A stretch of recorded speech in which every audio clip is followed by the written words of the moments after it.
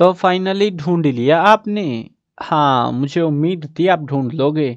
आज की इस वीडियो में मैं आपको बताऊंगा क्लास 10 हिस्ट्री हरियाणा बोर्ड की किताब है आपकी भारत एंड द वर्ल्ड। इस बुक के चैप्टर 7 के एमसीक्यू आज की इस वीडियो में होने वाले हैं। चैप्टर का नाम है कॉलोनियलिज्म एंड इंपीरियलिज्म। चलो शुरू करते हैं। मैं हूं अजय और आप देख रहे हैं सीसीएल क्लास। लेकिन हाँ, वीडियो स्टार्ट करने से पहले बता देता हूँ, आपको इस कंप्लीट बुक का सॉल्यूशन लिखा हुआ भी मिल जाएगा, वीडियोस भी मिल जाएंगी।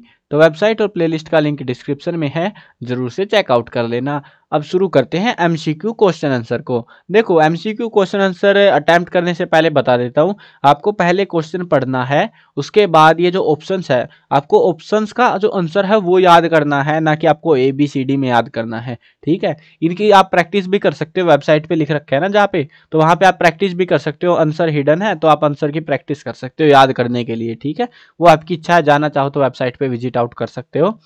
अब शुरू करते हैं यहाँ पे पहले क्वेश्चन से। In which country did the industrial revolution first take place, यानी कि इनमें से किस देश के अंदर पहले जो है इंडस्ट्रियल रिवॉल्यूशन आया था? फ्रांस, रसिया, इंग्लैंड, जर्मनी। तो कौन से देश में आया था?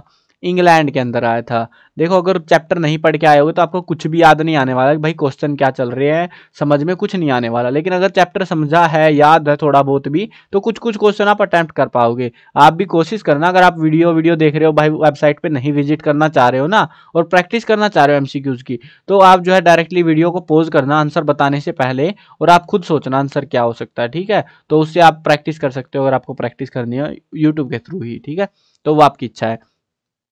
चलो नेक्स्ट क्वेश्चन देखते हैं। How many wars were fort in Karnataka between British and French people, यानी कि जो ब्रिटिशर्स थे, अंग्रेज लोग थे, और फ्रेंच लोग थे, उनके बीच में कर्नाटक में कितनी लड़ाइयाँ हुई थी, उनकी आपस में बजी थी ना। तो 1 2 3 4 कितनी लड़ाइयाँ हुई थी?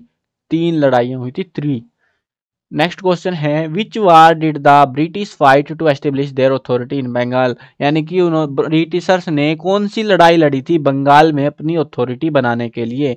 Battle of Plassey, battle of Buxar, Maratha war, battle of Mysore. तो कौन सी लड़ाई थी वो? उस लड़ाई का क्या नाम था जो बंगाल में लड़ी थी अंग्रेजों ने अपना आधिपत्य जमाने के लिए उस एरिया में? तो वो थी बैटल ऑफ प्लासी। ठीक है ना, पहली लड़ाई थी, पहली एंट्री थी बेसिकली कहें तो भारत के अंदर अंग्रेजों की, ब्रिटिशर्स की।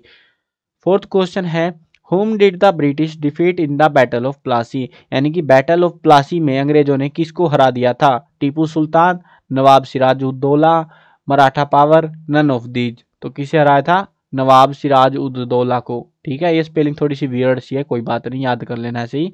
नेक्स्ट क्वेश्चन देखते हैं, when was the battle of Plassey fort. ये काफी इंटरेस्टिंग और इंपॉर्टेंट क्वेश्चन है, क्योंकि इससे शुरुआत हुई थी, इसीलिए मैं बता रहा हूँ ये इंपॉर्टेंट है, क्योंकि ऐसी चीजें जनरली पूछ लेते हैं एग्जाम्स में।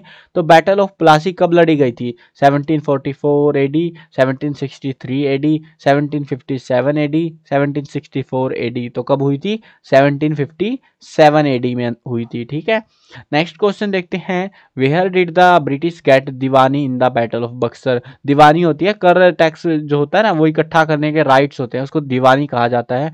तो ये ब्रिटिशर्स थे, इनको दीवानी बैटल ऑफ बक्सर में कहाँ की दीवानी मिली थी? बंगाल की, Bihar, Orissa, all of these. तो ऑल ऑफ दीज की मिली थी, इन तीनों जगह की दीवानी उनको एक ही लड़ाई में मिल गई थी। चलो नेक्स्ट क्वेश्चन देखते हैं, when did the battle of Buxar take place. Buxar की लड़ाई कब हुई थी? 1744, 1763, 1757, 1764। तो कब हुई थी? 1764 के अंदर हुई थी। नेक्स्ट क्वेश्चन देखते हैं, when did the Portuguese navigator Vasco da Gama come to India, यानी कि जो पुर्तगीज नेविगेटर था, समुद्री यात्री वास्को द गामा, ये भारत कब आया था? 1398 एडी, 1498 एडी, 1470 एडी, 1506 एडी। तो कब आया था ये? 1498 एडी के अंदर आया था। ये पहला ऐसा यात्री था जिसको पता लग गया था भारत के रास्ते का। उसके बाद ये सारे अंग्रेज, विदेशी, यूरोपियन कंट्रीज के जो लोग थे, कॉलोनी बनाने भारत टपक गए थे। नेक्स्ट क्वेश्चन देखते हैं, where did France first establish its settlements in India, यानी कि फ्रांस ने पहली जो सेटलमेंट इंडिया में कहाँ पे करी थी, यानी कि कहाँ आके वो बस गए थे, पौंडीचेरी, मालाबार कोस्ट, कैलीकट, चंद्रनगर। तो कौन सी जगह थी वो? पौंडीचेरी नाम की जगह थी जहाँ पे आके वो बस गए थे। Which policy did America propose to save China from partition? अब जिसको कहानी याद होगी तो सीन क्या हुआ था, बहुत सारे जो कंट्रीज थी उस चाइना के अंदर घुस गए थे अपनी अपनी कॉलोनियां बनाने के चक्कर में, और अलग अलग जगह हथिया के बैठ गए थे। कोई कहीं बैठ गया, कोई कहीं पे। तो उसका जो है पार्टीशन होना पक्का था। तो उस पार्टीशन से बचाने के लिए अमेरिका ने उसको एक सजेशन दी थी। तो उसी सजेशन को लेके यहाँ पे क्वेश्चन है कि कौन सी पॉलिसी बताई थी उन्होंने कि क्या करो तुम ताकि तुम्हारा पार्टीशन होने से बच जाए। वार पॉलिसी, लड़ाई कर दो। ओपन डोर पॉलिसी, सबके दरवाजे खोल दो। लॉ पॉलिसी, कानूनी कोई तरीका होगा। ट्रेनिंग पॉलिसी, कोई ट्रेनिंग करवा दो। तो कौन सी थी वो? ओपन डोर पॉलिसी, यानी कि दुनिया का कोई भी देश हमारे साथ इंपोर्ट एक्सपोर्ट का ट्रेड कर सकता है, और उसको सभी देशों ने मान भी लिया था। किस्मत बढ़िया थी, बच गए। नेक्स्ट क्वेश्चन देखते हैं। By what name was the continent of Africa known at the time of imperialism? यानी कि जो अफ्रीकन कंटिनेंट है उसको इंपेरियलिज्म के टाइम पे जब कॉलोनीज बनी हुई थी अफ्रीका में, तो उस टाइम पे उसको क्या कहा जाता था? Dark continent, Sandy continent, hot continent, all of the above. तो क्या कहते थे उसको? डार्क कंटिनेंट कहते थे, यानी कि अंधेरे में डूब चुका है ये अफ्रीका, इसीलिए उसको डार्क कंटिनेंट कहा जाता था। नेक्स्ट क्वेश्चन है। When did the first world war take place? पहला विश्व युद्ध कब हुआ था? ये तो सबको याद होगा यार। 1912 टू 1918, 1914 टू 1920, 1914 टू 1918, 1912 टू 1920। तो ये कब हुआ था?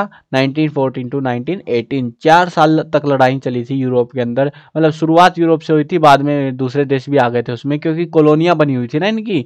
समझो तुम, कॉलोनियों की वजह से पंगे हुए थे, क्योंकि कॉलोनियों में से लोगों को उठा के लाए अधिकारियों को, वहां से वहां पूरा देश पूरी दुनिया की बजा डाली इन्होंने फिर, और आपस में तो बजा ही रहे थे।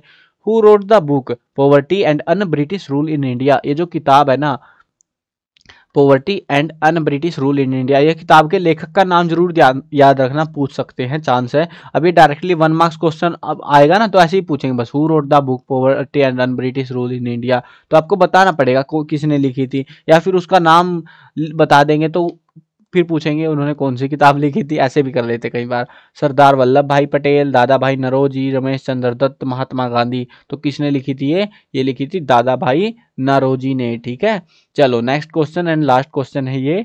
When did the British introduce the English education system in India? यानी कि अंग्रेजों ने अपना जो अंग्रेजी थी वो भारत में कब लागू करी, कब इंट्रोड्यूस कराई थी? तो 1815 एडी, 1865 एडी, 1835 एडी, 1845 एडी। तो कब हुई थी वो? 1835 एडी के अंदर जो है इंट्रोड्यूस कराई गई थी कि देखो देशवासियों, हम अंग्रेज हैं और हमारी लैंग्वेज अंग्रेजी है, तो तुम भी पढ़ लो। और आज बताओ तुम क्या पढ़ रहे हो? अंग्रेजी पढ़ रहे हो ना। चलो ये उस दिन शुरू हो गई थी 1835 से ही। ठीक है, चलो ये था पूरा इस चैप्टर के एमसीक्यू क्वेश्चन आंसर। ये क्वेश्चन जो है ना, ऐसा नहीं है कि 14 ही रहेंगे, ये क्वेश्चन अपडेट भी होते रहेंगे टाइम टू टाइम। ठीक है, जैसे जैसे क्वेश्चन मिलते रहेंगे ना पेपरों के हिसाब से, तो अपडेट करता रहूँगा मैं वेबसाइट के ऊपर। जो एग्जाम में आएगा उस पर मार्क भी कर दूंगा कि हाँ ये एग्जाम में आ चुका है ऑलरेडी इस साल के। तो वो ध्यान रखना आप, अगर बाद में वीडियो देख रहे हो, अभी इसी साल देख रहे हो 2022 में, तो कोई दिक्कत नहीं है। लेकिन अगर आप 2023 के बीच सेशंस में देख रहे हो या 2024 में, बाद में भी देखेंगे स्टूडेंट, इसीलिए उनके लिए बता रहा हूँ बस कि उनको बेनिफिट मिलेगा। वेबसाइट पे जरूर चेकआउट कर लेना, और भी क्वेश्चन मिल सकते हैं आपको। ठीक है, वहाँ पे। चलो वीडियो खत्म करते हैं। मैं कवर करने वाला हूँ क्लास 1 से लेके 12th तक सभी सब्जेक्ट की video, Hindi medium English medium दोनों में होने वाली है। तो सब्सक्राइब करो, साथ में घंटी दबाओ, ताकि कोई भी अपडेट आए आपको बिल्कुल टाइम से मिल जाए।